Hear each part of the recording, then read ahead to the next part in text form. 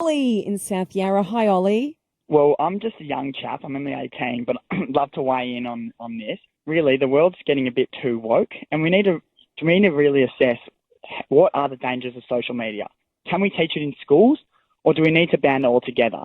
And I think going to say that, okay, at an age of 14, 15 now everyone can jump on is just outrageous. And now what, in that few weeks everyone's going to be mature enough Yeah. to just switch on. And look, I agree that taking the phones out of the classroom is a no-brainer, right? It's a cop-out for the kids who don't cope socially as well.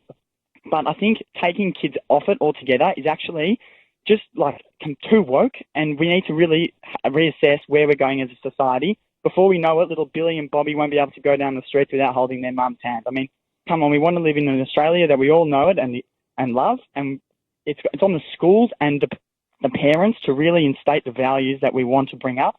And look, for some child to send a photo like that to a group chat, that's on the parent and the school for not educating them properly.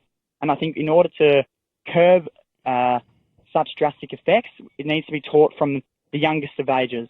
Ollie, I absolutely agree with that point, and you're very passionate about this, and you make some good points, and I think that... And he's 18, he's right. You're 18, I know. We talk about a lot of this about on the show. You can't protect your children from everything, and we can't wrap them in cotton wool. But Ollie, the only thing I would say is that I think we're realising how damaging and destructive social media can be. And to use an analogy, would you... Just because a child can hold a dangerous weapon, and if you teach them how to use it and you don't do this and you don't do that, then you just trust them with it. It's sort of like it has so many nuances, social media, and I do think little children, and maybe 14, 16, they're at a stage where they could cope with it, but I do think that it's not controlled enough for what can happen, like what happened in the situation of Kirsty.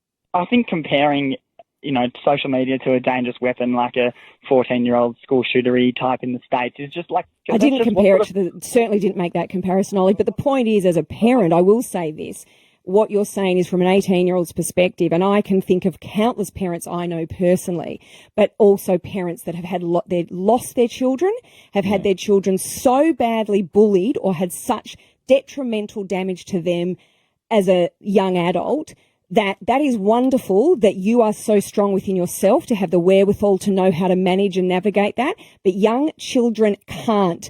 Not everybody has the self-esteem that you may, Ollie, and that's wonderful. I think you're a very strong young man. But there are children that cannot cope with that. And my analogy was purely to say that it is actually quite a dangerous environment for children. And to say that it's just all puppy photos and rainbows, our children don't need to be exposed to explicit images, and it's wonderful for you to say, Ollie, leave it for parents should be looking after their own kids. Our kids are socialising. Look, do we want to pretend that doesn't exist, though? Do we need to create a vacuum for kids to grow up? But Ollie, alcohol exists. We just feed them alcohol. Drugs exist. These things exist, Ollie. You need legislation. Well, Fev made a terrific point by saying under parent supervision. And look, online bullying, it's no different to the playground, is it? No, it's not, Ollie, but it's happening privately. And not all children communicate that to parents. And I've had a very good friend of mine have no idea what her daughter was going through, because not all children have the emotional intelligence to say, oh, what's happening to me internally is really damaging. I'll tell my mum everything that I'm being exposed to by my bullying peers. So many nuances to this, Ollie. Look, going back to this, you have fired me up, but I respect your opinion, but I think it's naive to think that young people, we protect them from drugs, alcohol, things that can hurt them. Social media can hurt them, can be wonderful too, but I think it's naive to say that little kids can deal with it. And we're pretty good with our kids, with our social, and I brought this up before. One of my kids had a private account, and that was all to do with their school, and some of the stuff that was on that, because we found it, that they didn't tell us that was on that, and some of the stuff that was on that was not good. And Ollie's saying it's no different to playground bullying, but it is. Someone can step in, an adult can step in, and it's not a kid reading it by themselves in a room at night,